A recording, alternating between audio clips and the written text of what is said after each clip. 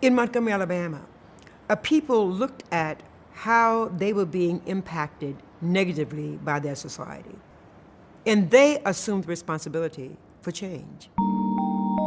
Joanne Robinson was an English professor at Alabama State University, and she headed up an organization called the Women's Political Council. Joanne Robinson had an episode on the Montgomery bus where she is accosted by a bus driver, and she leaves the bus, in terror. She thought the bus driver was going to hit her as he demanded she sit in the black-only section in an almost empty bus. When she talked to other women in the Women's Political Council about this episode, she found out that they had similar experiences. There were a number of arrests in 1955 of black women who were violating the segregation ordinance on the buses. And on the night of December 1st, when Rosa Parks is arrested, Joanne Robinson springs into action, and they actually execute this plan to initiate a bus boycott. At the time, most people rode the bus to kind of get around. There weren't as many cars on the road.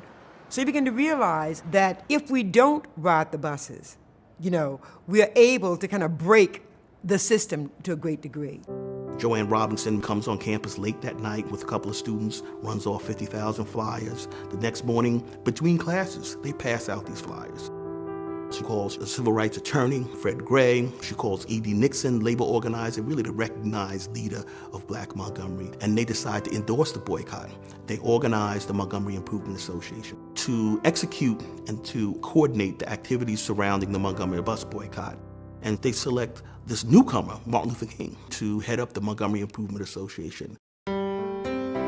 Martin Luther King weaves into Montgomery ideas about love and civil disobedience, overcoming adversity.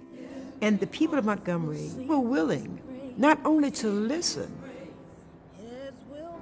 but to act on this.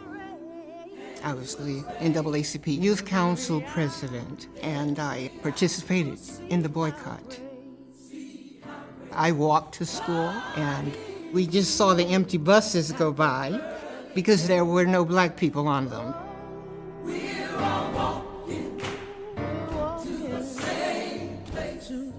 At the time that this movement began here, we had about 50,000 African Americans living in Montgomery, and there were pretty close to 50,000 black people who worked together during this bus boycott. We stayed off the buses and found other ways to get to where we needed to go.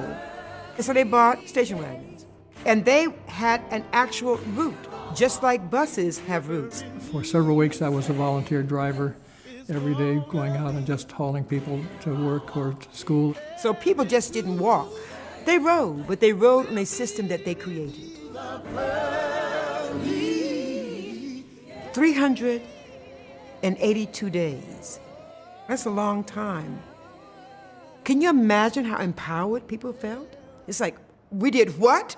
The Montgomery Bus Boycott says to the nation that segregation is no longer the law of the land, and that the formula for attacking segregation in all of its facets is going to be nonviolent civil disobedience on one hand and litigation on the other. The boycott was one of the greatest examples of civic engagement of the 20th century.